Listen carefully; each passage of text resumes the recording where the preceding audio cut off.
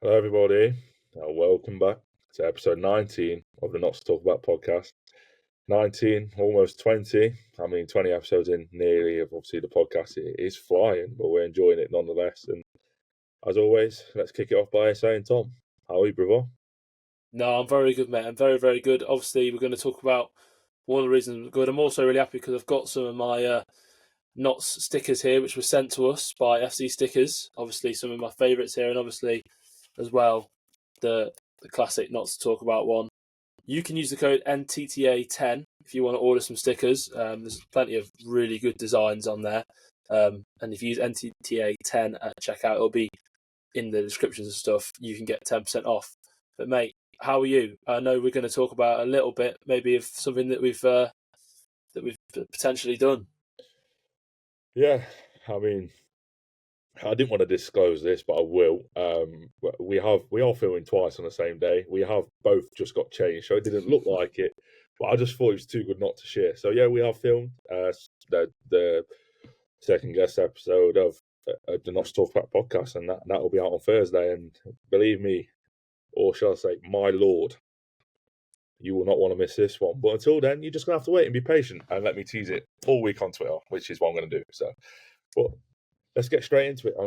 We're back here to talk about season matters, and the fact is we were again winners at the weekend, beating Colchester United 1-0, clean sheet, home win, second for Stu.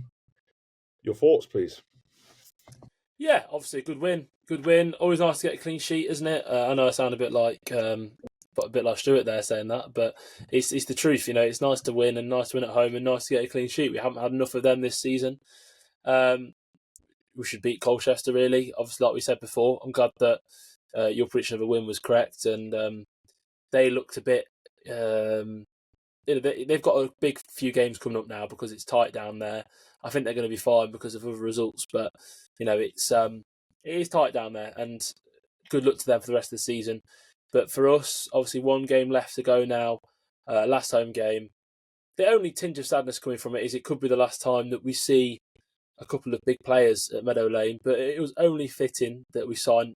I say signed off. We don't know for sure, but we could have maybe signed. We signed the season off at Meadow Lane for sure with a Langstaff goal, which is obviously we come to expect it now because the guy is a machine, doesn't stop scoring.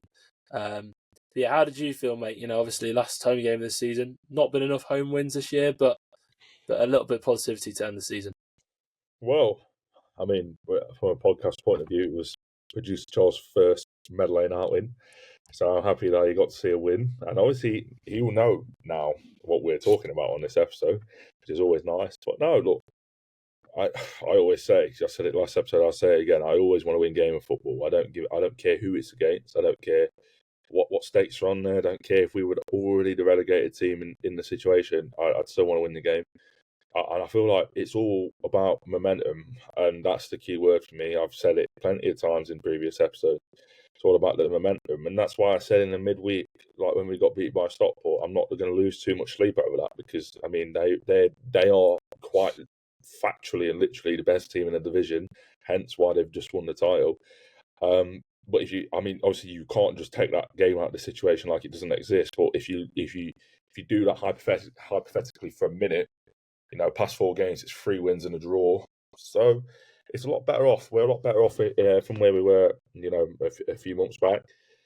Is it perfect? No, it's not. It's never been perfect. It was never perfect prior to Stuart Maynard, and it probably will take a lot longer than the summer to make it perfect. But the matter of fact is, what he's starting to do is starting to almost, showcase what he wants his sides to do. We look better defensively. That's one thing I can agree with. We look better defensively. And my only concern prior was, the lack of goals. The goals seem to be drying up. But at the end of the day, I always say, score and don't concede.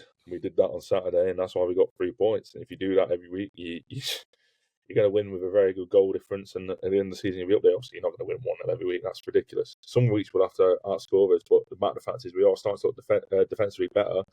And as you touched on there, we might have seen a few players for the final time. And if that was Macca's sign-off for Meadow Lane, obviously, again, we're not speculating anything. We don't know anything. But we're just being realistic. And yeah, if that was the final dance here at Meadow Lane, he couldn't have done it in any different Mac away, if you like, than scoring a match winner. And I think if it was the way he was going to sign off, it was the perfect way. And then you have obviously your Jody as well. You could have, but there's one man that I wanted to speak to you about, and it's Jim.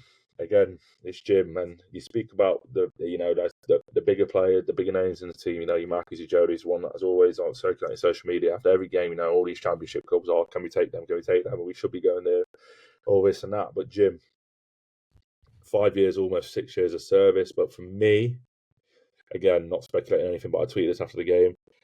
A player as like Jim, if you like, 5 years in the game of knots through thick and thin, to come off in the way he did, waving to all three homestands. For me, that looked like a bit of a farewell.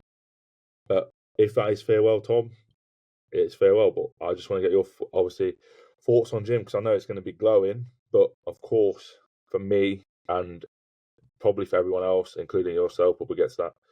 Club legend, hands down. Yeah, no, 100%.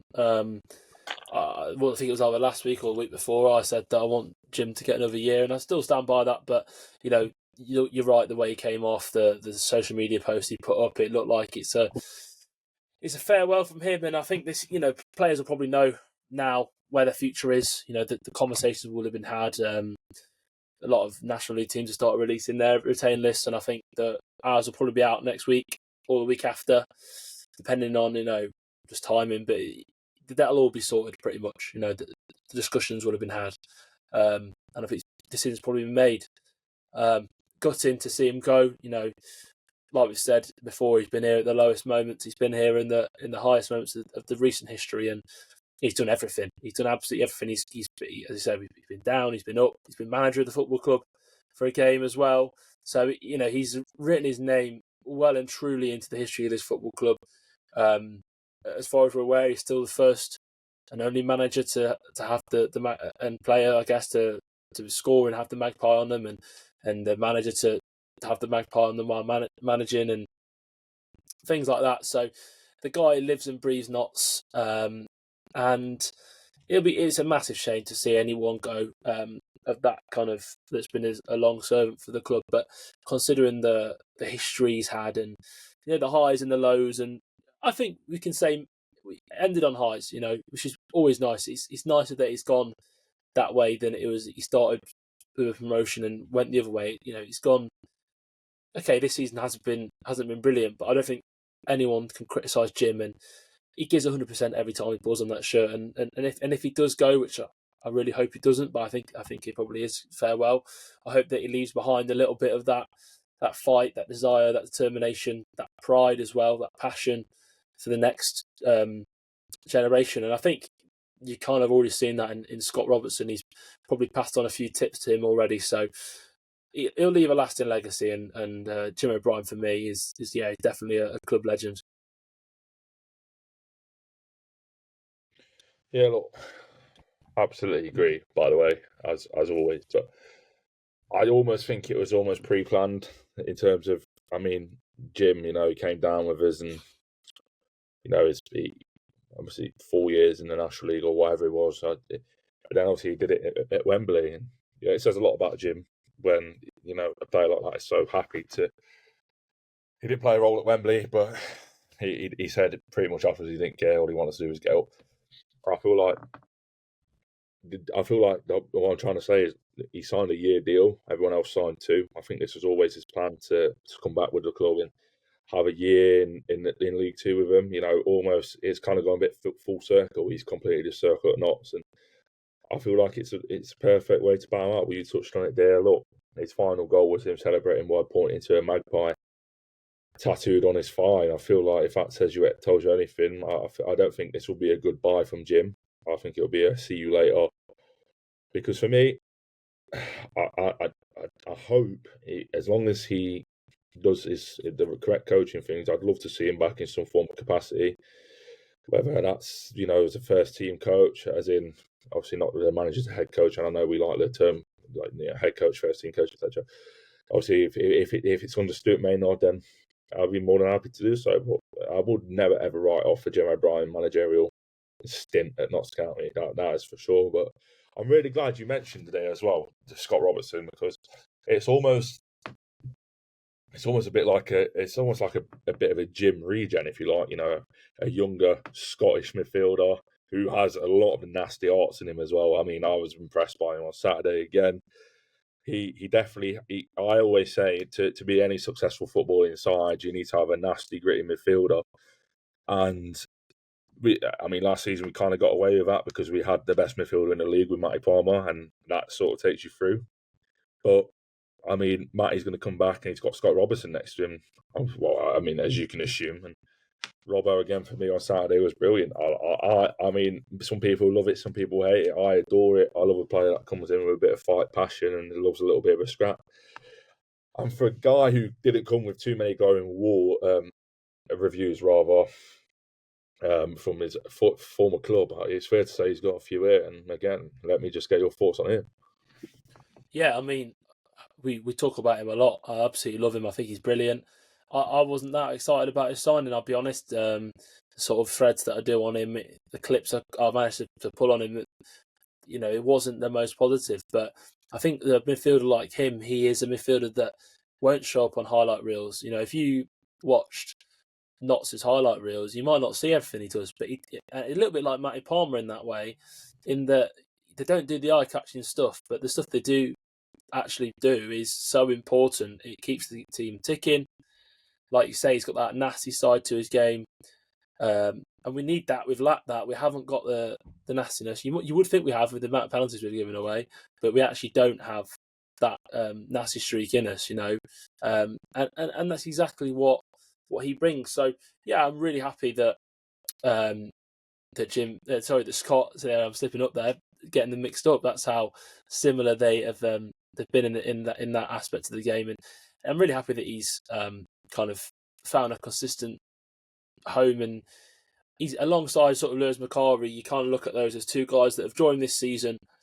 They're building blocks, they're in place now. They are young, but they're here for the present as well. They're perfect age you could see them be at the club for the next 3, 4, 5 seasons. All things, going well, and hopefully no one steals them off us. And I believe that he's going to come up against his former team next season. So he's going to have a point to prove to them. And like you say, didn't come with any sort of positive reviews at all from them. Other clubs that he played for on loan had said positive things, but especially the club he came from weren't that complimentary. So I think he'll have a point to prove. So that'll be definitely a fixture I'm looking forward to seeing him playing, because I think that there'll be that extra 10% on his tackles. Not that he needs it, because he loves putting his foot in.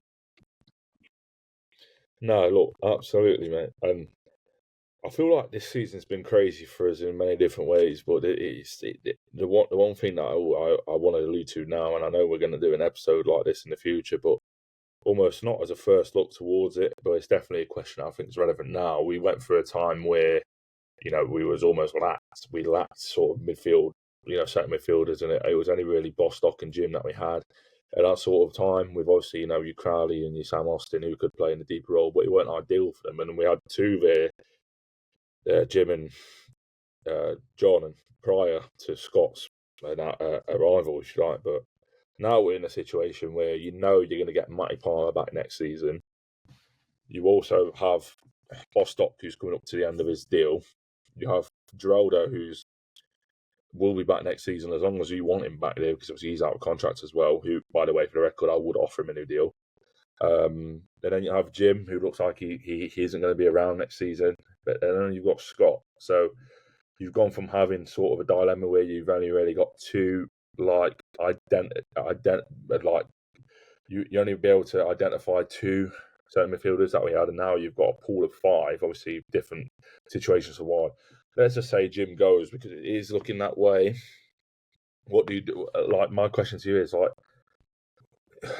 knowing next season that it's probably going to be Scott and Matty as your two midfield partners, what do you see in the future for the likes of Bostock, who obviously, who knows if he's going to get offered a deal? He might, but let's say if he does he sign it? And the same with Geraldo, who I do think has a lot to prove in this division. Yeah, I think midfield's a really interesting position for us. I think a lot of the positions are actually. there's quite a few areas where we've kind of got players on a knife edge. I think you've got sort of Aidan Baldwin at centre-back, who the decision on his contract will ultimately dictate how we approach recruitment in the summer. I think midfield is kind of a little bit different because we will look to bring one in anyway. I think you've got to bring in a midfielder to start, or at least push to start, because Matty Palmer, obviously, he's back training. It's fantastic. Well, not training, but we see he's back on the grass with the ball, and there's been clips of him, but he's not played for so long. Yes, he might get a pre-season, but he's not going to have that match sharpness that other players have had in the last 6 months. So we need another midfielder, because you're probably going to need to ease him back in. He's not going to be, don't get it wrong, Matty Palmer's superhuman, so he probably will be straight back to his best. But realistically, most players take a little while to get back to their best, and you don't want to put too much pressure on a player that's had a long-term injury like that. So, and even for squad depth, I just think we need a third, at least a third midfielder to come in.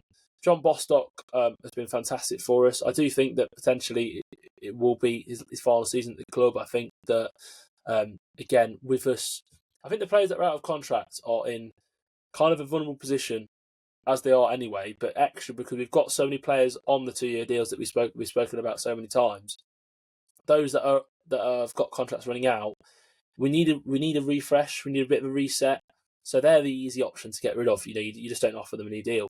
And so I think he may be one of those that the club look at and say, we need a refresh in midfield. We've got players under contract in there. I don't imagine pure speculation in terms of wages. I've got no idea what he's on, but I wouldn't imagine a player of his calibre and quality signed for peanuts. So I'd imagine he'll probably be a nice saving on the wage bill as well. So, obviously, could be proven completely wrong there. He might be offered a new deal, but I think there'd probably be a vacancy created by him anyway. And then you've got Geraldo, who you've mentioned, and I really like Geraldo. Again, it's really tough because ideal situation would have been that he had another year in his contract anyway, and therefore you have to see it through. And I'd like us to offer him the chance to train with us in pre-season. But it all comes down to, I think, what we can offer him compared to what other clubs can offer him. If other clubs can offer him a 2 or 3 year deal, guaranteed, he might want to go and take that security.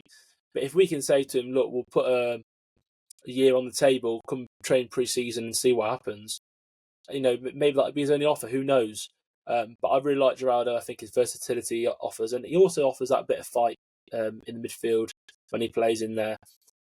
So to come back to your question, what you think is going to happen, I think we're going to add at least one midfielder.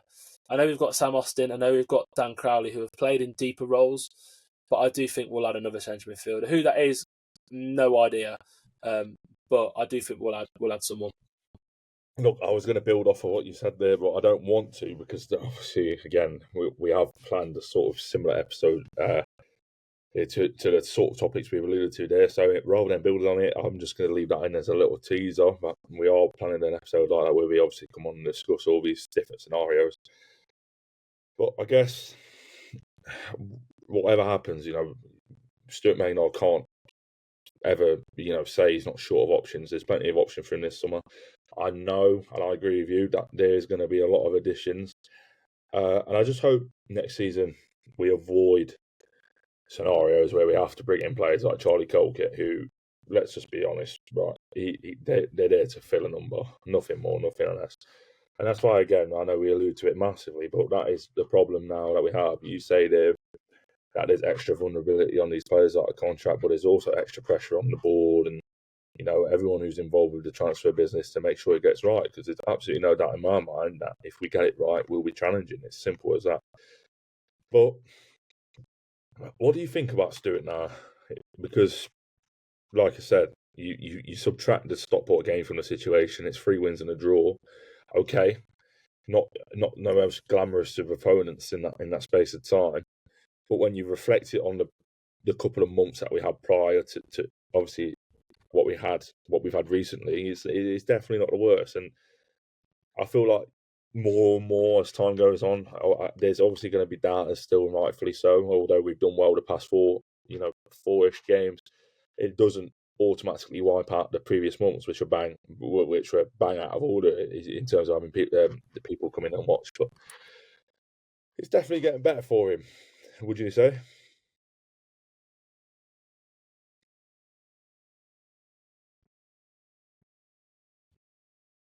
So I've cut out. No, it's fine. Charlie would just have to do that. But yeah, I was just saying, look, obviously, the last four-ish games, if you like, we've started to look better, and you could say things are starting to look up for him now. Yeah, definitely. I'm glad you've asked me that actually, because I've got some stats prepared, and we hadn't actually agreed to do this off the camera, but it's almost like you read my mind, because I've got some stats prepared for it, and I want to stress that when I do these comparisons, I don't like comparing players really. Don't like comparing managers, but I think sometimes it can add good context to how you're feeling about things at the minute and how things are going, etc.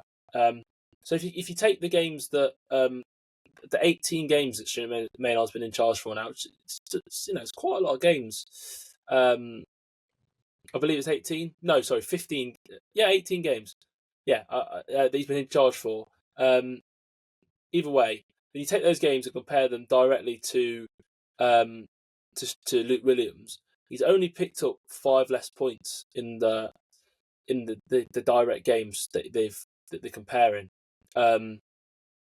which obviously is is not as bad as I think people would think. I think people would automatically think that there's been a huge gap in quality between the two. And 5 points obviously would be enough to put us would be kind of just outside the playoffs. We think we'd be 1 point outside the playoffs if we had 5 more points.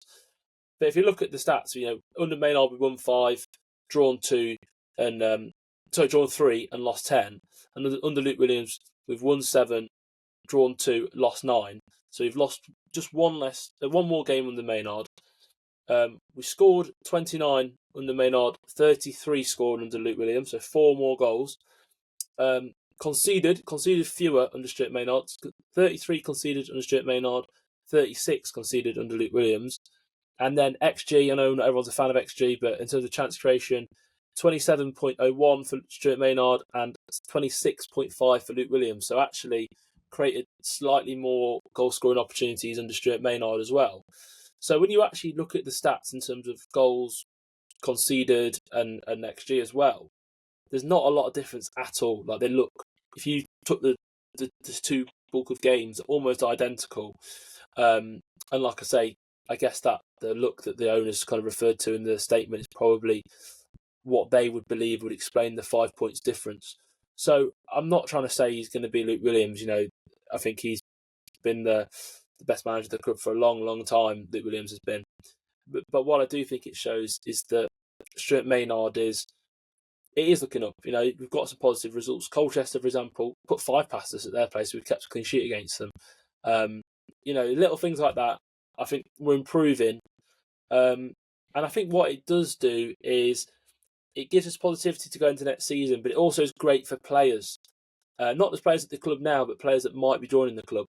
Around this time is when players will start to make their decisions, or their agents will say X team is interested and Y team are interested. And if they go on Google and Google our results, they're going to see that they've actually, that's like you said, take Stockport out of it, 3 wins and a draw. So I think that it's been crucial to get that positivity. And yeah, I just wanted to show the stats because they're probably a little bit surprising that it's actually closer than a lot of people might think. Absolutely. And again, you alluded to it there, that wasn't planned at all. So it just goes to show, look, I obviously can clearly read minds, but that the research you put in provides exactly why you're doing your thing on Twitter. So fair play to you, man. But look, I think the comparisons you made are fair, but for me, like, ultimately, people, I get it, because not everyone is like as glued into all the stats, and that's fine. But the one thing that we never had with Stuart Maynard was the new manager balance, and I feel like that's important so much, and that's probably why it led to so much of the negativity, if you like, in terms of, like obviously the banners, etc. But think now people just are probably going to start realising that, look, this guy's with a good backing in the summer, you just never know what's going to happen, because if it, as you've proven there, the comparisons between the two in terms of managers, it's not miles away from each other. No, they're very similar. And like you said there, we went to Colchester away under Luke Williams and conceded 5, and they came to our place and conceded, and we've conceded none in a time where Colchester needed the goals as well. Let's not take that for granted. They needed the goals, needed to win that game to almost cement their survival. But look, for me, I feel like the summer, it's the biggest summer since the takeover summer by a mile, by a landslide. We always knew that in the National League, and I would say maybe the summer we had prior to this season was obviously the biggest, but now this is a lot bigger. But in the National League, we always knew that if we just tweaked it a bit and we got it right, spent a little bit of money, and we'd be all right, and we got out of it eventually, quicker than a lot of teams have. But yeah, this summer, man, I can't even explain how big it is. I mean, we allude to it all the time, but it's so true. But that's what I mean. You get it right, and people are going to absolutely. I mean, look, the game on Saturday meant nothing to our season, nothing, and we still turned out 11,000 people. You get it right, and I know I say this a lot, but you get that right on the pitch, and that 11,000 is going to be 13,000, 14,000, and it's massive. It is massive, but what would you say is needed, if you like, in terms of? I don't think it takes a lot to work out. Don't get me wrong, but we're starting to put in good performances now, good enough performances to get us a victory. Nothing's ever perfect, and it will take a while, like we said, to get there. But what do you think we need? Because the Colchester performance, it was. I don't know if I'd say it was a very good team performance. It was a good enough performance to get us over the line, and that's all you kind of really need in those sort of games. What do you think's needed? Because there's no doubt now Stuart's the man, and this is the guy who's going to be at the helm next season. What do you think the summer needs to look like for him? I think without sitting on the fence too much, we need to just back him and trust their judgment, and not necessarily back him to bring all the players in, but trust their judgment on what they need and what they want. It doesn't always have to be players that they necessarily have gone out and signed themselves like they did at Wheelstone. But what it can be is they identify and say, look, we've evaluated the squad, we've been in charge now for 18 games, we know what the squad's about, we've seen every player in training every day. We want this position, this position, this position, and that's what we need to get success at this football club.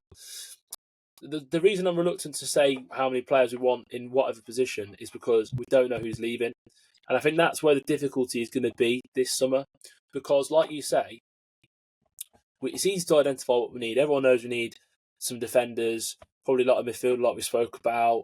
The goalkeeper situation, we currently got a loanee in goal, so we probably either need to extend it, or which was a decision that most people wouldn't have done a few weeks ago, or look, for a new goalkeeper, or choose to keep Lucas. So I think it's easy to identify what positions we need. We're currently lacking, but what we don't have at the moment is a clear idea of who's leaving, but also for how much and how that impacts your budget. So transfer fees that are going to be brought in, wages saved, all those things add up. So I think it's very difficult summer to go into, and I think that's what makes it the biggest summer as well. Is that like last summer we knew Ruben was leaving, but we knew Ruben was leaving. This summer we think Maka is leaving, and we think that Jody could leave if the right offer comes in, but we don't know, and so that uncertainty won't help. I'm not going to sugarcoat it. It's not going to help, because what you can't do is go and sign a striker for, say we spend a load of money on it, a couple of 100,000, and you bring a striker in, and then all of a sudden Maka doesn't get the offer that we were looking for, and then we've got 3 strikers at the club who all want to start, all on pretty good money. It's not going to happen. So it's very difficult to say right now. But like you say, it is obvious what we do need. And I'll be, I don't want players to leave. But the one thing that you touched on last week is if the right offer comes in, it comes in. And what I will be excited about is the potential for us to have some pretty good funds to spend. Not that we've really spent a lot. We have used some of the Luke Williams money on Jatta. Let's start seeing a little bit more of that money, hopefully, that we get for, if we do get for players, etc. Let's hopefully see some of that money reinvested in some really quality signings. Yeah, absolutely, mate. And look, again, we're moving into Saturday eventually, but again, we're talking about topics here that we obviously want to, move on into future episodes. So I guess we're gonna have to just use that little segment as a little teaser of what's to come and look ahead towards Saturday. That is the literal final dance of a season, and it's another I say big game. Is it a big game? No, Forest Green are relegated and we're safe, but it's a big game in terms of momentum. That's all that really matters. And again, we alluded to it there. It's the final dance of the season. It could well be the final dance of many players in this team, but let's not speculate too much and let's just look straight ahead into Saturday and get your thoughts on that. Yeah, I mean, talk about last dances. I think it's it's Forest Green's last dance in the EFL, and I don't say that disrespectfully, but that'll probably will add a layer of competitiveness to the fixture, because it's going to be their fans' last chance for at least a season, and as we can sort of testify to, it could be a long time in the National League. You, as a club that goes down, you expect to bounce back, and it doesn't always happen that way. In fact, it very rarely happens that way. So, they're going to probably be up for it a little bit more. And sometimes you see when teams have relegated, the pressure's off. They won their last game, Forest Green. After, they've been relegated now, and the pressure's off them. And probably going to see a better version of them than you would have done a couple of weeks ago. Crazy as that sounds. But no, I think we'll go there. I think we'll perform. We've been in good form. They're not great. Again, don't want to be disrespectful, but they're bottom of the table for a reason. And yeah, like we've won, like you say, 3 of the last 4 we've won. Sorry, and a draw in there as well against a very good team. So I think there's no reason for us to not believe we can go there, build some positivity. Like I said, they're not a great team. And that's with all due respect. And yeah, what I think it would be nice. I know we've spoken about it a little bit, and I don't want to put it down on it, but it could be the last chance we get to see a few players play for Notts. So a lot of factors going into this one, and whilst it's the last game of the season and it's a complete dead rubber because nothing can change, it's still one I'm excited for, because yeah, it'd be nice to see the players one last time this season. Can't agree anymore, mate. And I feel, again, if it is the final time we see these players, it'd be a shame. But again, you alluded to it previously, and we'll say it again, the fees that we're going to get for these players, there's a lot to be excited for. So I always say, look, don't be sad that it's over. Smile because it happened. The players are meant to come and go. That's the whole point of football. It's a career to them.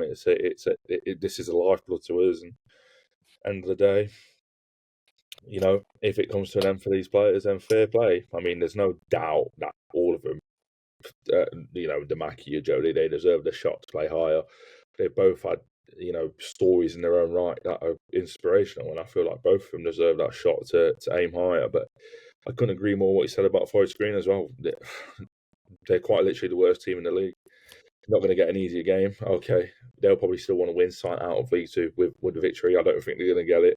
So that probably gives away my score prediction. But ultimately, I just know that we're going to travel well and it's going to be a proper sign off. And if it is Jim's last game, I really hope we give him the armband. I know it'll be a decision obviously made by the club, etc. But I think Cammy will do it. He'll have to. It's only right. He deserves to lead the team out. But look, I fully expect it's going to be a game that Notts win, and therefore I'm going to go with Forest Green 0, Notts 4. I think we're going to sign out in style. I feel like there's so much riding on the game. I feel like Mac is going to want 30, so that's at least a brace he'll need. I think Jody will want a couple more assists, and I just think we'll want to win the game and sign off into something happy to go in with. So yeah, I'm going with 4-0. How about yourself? I'm going positive as well. I think we're going to win. I've gone Notts 3, Forest Green 1, so I've gone for a 3-1 win. I love back-to-back clean sheets, so maybe I should go for that. But yeah, I reckon Mac will brace in there to pull him up to 30, and I think Jody needs 1 for 25. So let's give him an assist as well for the assist. But yeah, I've gone 3-1 knots for that one. Well, 3-1, 4-0, I'll take either. But look, it's going to be a good occasion. Hopefully we can ride off into the sunset, leave behind the season where we've had a lot to be disappointed about, but hopefully we can leave with something to smile about. And ultimately, that's exactly what we need, because, okay, we talk about momentum all the time, and that is something that we need to make sure we have. But look, guys, sorry that is, well, I say sorry. You'll appreciate why this was a shorter episode, because of what's coming literally 2 days later on Thursday night. And yeah, we hope you've enjoyed it again, and we have to say a massive thank you for all the support. To not stickers for sorting us out with obviously the very, very clean stickers as well. And although it's a shorter episode, fear no more, because it's not just going to be the one dose of not to talk about this week. It's going to be two, and believe me when I say, although this man was robbed of an award for something that he did, I feel like this will be our best episode yet, so at least he can leave with that accolade. But Tom, is there anything you would like to say? No, just thank you for all the support as always, and I'm glad you've mentioned the awards there, because we will be, as well as having a transfer-ish sort of special, we'll also be going to have an awards evening, so keep your eyes peeled on all our different social media channels for that. We'll be releasing details of our awards, our version of the awards soon, and don't forget to use this code NTTA10 at checkout when you go on FC Stickers. But for me, thank you for all the support, guys. It's amazing as always. And again, that wasn't planned for the disclaimer. To be fair, Tom obviously remembered better than I did. I was meant to mention the awards and I didn't, and I mentioned the word award, and Tom did what he did best and dragged me out the dirt. Well, that's the beauty of having a partner to do this podcast with, and guys, just keep supporting us. And I promise you now, we'll be back on Thursday with something that you just simply cannot miss. And until then, keep supporting us, keep sharing us about, and just keep enjoying the podcast. And we appreciate it massively. So come on, you pies.